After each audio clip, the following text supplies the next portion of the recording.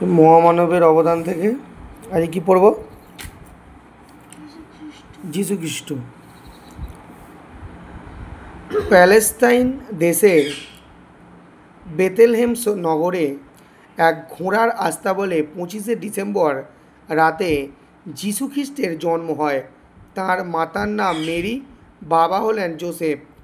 গরিব ঘরে জন্মাবার জন্য ছেলেবেলায় যীশু পড়াশোনা খুব বেশি করতে পারেননি, কিন্তু ধর্ম সম্বন্ধে ভালোবাসা তাঁর ছোট থেকেই ছিল। তিনি যোহান নামে এক সাধুর কাছে দীক্ষা নেন। তারপর তিনি তপস্যা শুরু করেন। অবশেষে তিনি ভগবানের কৃপা লাভ করেন। তিনি তার ধর্মের কথা মানুষের মধ্যে ছড়িয়ে দেন। অল্প দিনের মধ্যেই তাঁর জনপ্রিয়তা বেড়ে যায়। তাই তিনি পুরোহিতদের শত্রু হয়ে ওঠেন। রাজার আদেশে তাকে ক্রুশবিদ্ধ করে হত্যা করা হয়।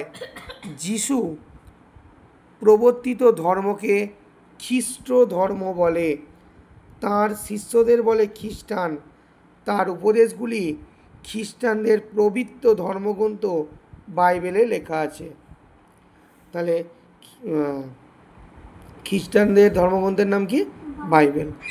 নানক 1469 খ্রিস্টাব্দে লাহোরের তালবন্দ্রি গ্রামে নানকের জন্ম হয়। ছেলেবেলা থেকে ধর্মের প্রতি তাঁর গভীর টান ছিল। কাজকর্মের প্রতি আগ্রহ তেমন ছিল না। একসময় তিনি তপস্যা করতে শুরু করেন। ওই সময় তিনি ভগবানের আদেশ পান। এরপর এদিক ওদিক ঘুরে তিনি তাঁর ধর্মমত প্রচার করতে থাকেন। নানক যে ধর্ম প্রচার করেন তাকে বলে শিখ ধর্ম। তার নানকের প্রচলিত ধর্মের নাম কি? শিখ ধর্ম। তার ধর্ম অনুরাগীদের বলা হয় শিখ। শিখ শব্দের অর্থ শিষ্য। তিনি বলতেন সব মানুষ সমান আর ঈশ্বর এক। তিনি মূর্তি পূজা বিশ্বাস করতেন না। শিখদের ধর্মগ্রন্থের নাম গ্রন্থ সাহেব। 1539 খ্রিস্টাব্দে নানক দেহত্যাগ করেন। মানে মারা যান আর কি।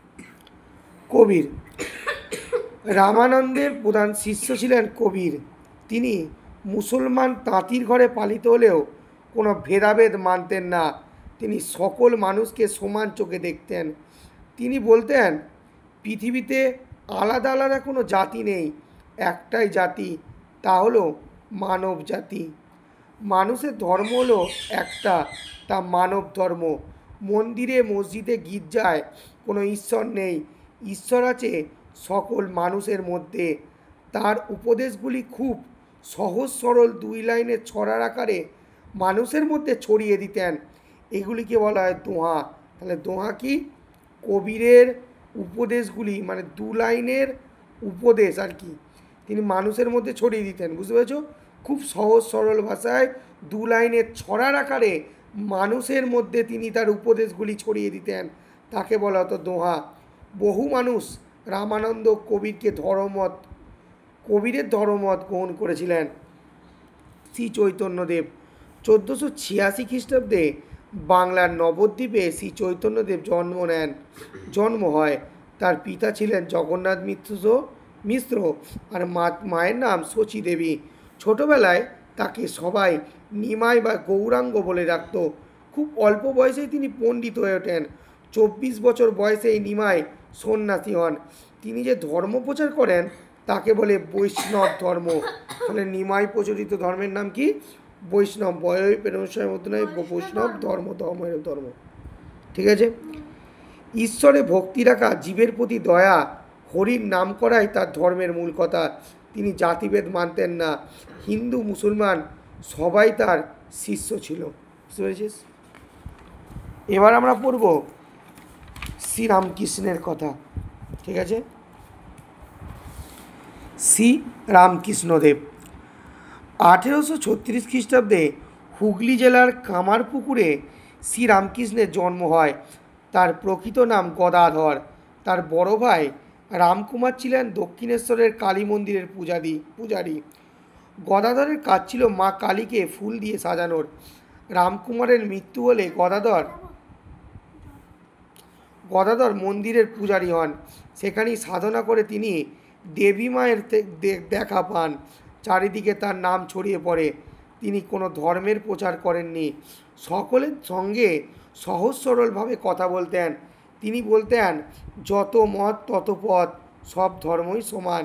শিবজ্ঞানে জীবে দয়া করে পরম ধর্ম, তিনি শ্রীরামকৃষ্ণ বলে পরিচিত হন। স্বামী বিবেকানন্দ ছিলেন তার প্রধান শিষ্য। এবার স্বামী বিবেকানন্দ সম্পর্কে পড়ব। 1834 খ্রিস্টাব্দে কলকাতার সিমলা অঞ্চলে বিবেকানন্দের জন্ম হয়। তার প্রকৃত নাম নরেন্দ্রনাথ দত্ত। ছোটবেলায় সবাই তাকে বিলে বলে ডাকত। তরুণ বয়সে নরেনের সঙ্গে শ্রীরামকৃষ্ণের দেখা হয়। তিনি রামকৃষ্ণের পরম ভক্ত হয়ে ওঠেন। শ্রীরামকৃষ্ণের মৃত্যুর পর তিনি সন্ন্যাস নেন।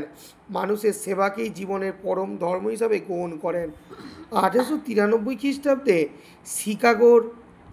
আমেরিকার শিকাগো শহরে এক ধর্ম মহাসম্মেলনে যোগ দিয়ে তিনি হিন্দু ধর্মের প্রচার করে মানুষের মন জয় করেন। বিশ্বের কাছে তিনি স্বামীজি নামে স্বামীজি বলে পরিচিত হন। গরিব ও দুঃখী মানুষের সেবার জন্য তিনি বেলুড়ে শ্রীরামকৃষ্ণ মিশন ও মঠ প্রতিষ্ঠা করেন।